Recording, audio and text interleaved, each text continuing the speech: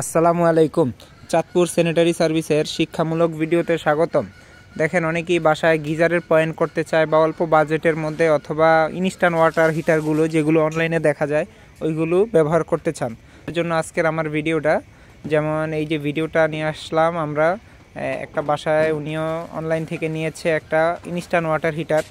আসলে তো আমি ইনস্ট্যান্ট ওয়াটার হিটার কাউকে সাজেস্ট করি না, কেননা এটা আমার কাছে অতটা টেকসই অথবা অতটা নিরাপদ মনে হয় না।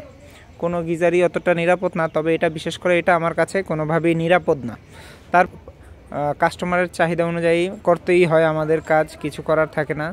তাই আমরাও চলে আসলাম, আজকে আমি একাই চলে আসলাম একটা ইনস্ট্যান্ট ওয়াটার হিটার ব্যবহার করার জন্য, ইনস্টল করার জন্য। ইনস্ট্যান্ট ওয়াটারের বুশটাতে অনেকগুলোতে এখানে থাকে আপনার প্লাস্টিকের বুশ, কিন্তু এটাতে ছিল একটা জিআই অথবা বুশের মতো, আর ভিতরে একটা বুশ লাগতেছে। তাই ওই বুশটা আগে প্রথমে আমরা একটা বুশ লাগিয়ে নিলাম রেগুলারলি, যেমন একটা কোম্পানি, ওইটার সাথে বুশটা লাগিয়ে নিলাম।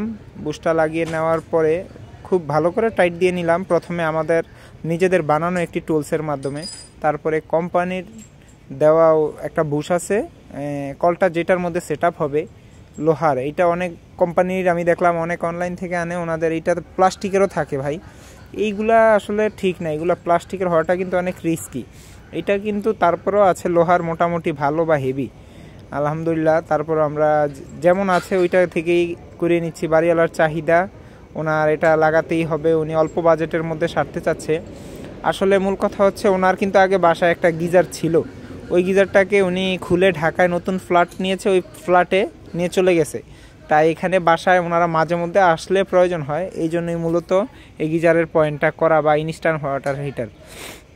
তবে আমি বলেছি যে মানে এটা অতটা দেখো, আমরা একটু হালকা পাতলা ব্যবহার করব। তারপরেও নিরাপত্তার জন্য যতটুকু ধারণা দেওয়ার বা কিভাবে ব্যবহার করতে হবে ওইটা আমি আমার বুদ্ধিমতো বা আমার মতো আমি বলে আসছি। সেট আপ করা কমপ্লিট। এখন কলের মধ্যে হ্যান্ডেলটা না লাগিয়ে নিলাম, উপরের মাথাটা আলহামদুলিল্লাহ এটা একটু চাপ দিয়ে লাগাতে হয়, যাই হোক করে নিলাম। এবং ওই দিক দিয়ে থেকে উপর থেকে একটা ইলেকট্রিক অটো সার্কিট ব্রেকারের মাধ্যমে একটি ইলেকট্রিক সুইচও লাগিয়ে দিলাম।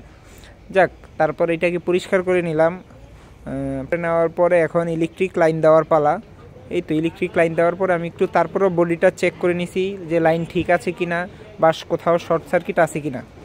দেওয়ার পরে আমিও হাত ধোয়া বা টেস্ট করা দুটোই একসাথে করে নিচ্ছি। কারণ এটাতে সবসময় ডান দিকে আসলে এই যে বাঁ দিকে গরম পানি এবং ডান দিকে ক্লিক করলে ঠান্ডা পানি, এটাতে একটা, আর সেন্টারে রাখলে অফ, যেমন অফ, এবং এইদিকে দিলে ঠান্ডা পানি এই সাইডে, আর ওই সাইডে দিলে গরম পানি। গরম মানে মারাত্মক গরম। ধন্যবাদ সবাইকে এতক্ষণ মনোযোগ দিয়ে আমাদের পুরো ভিডিওটা দেখার জন্য।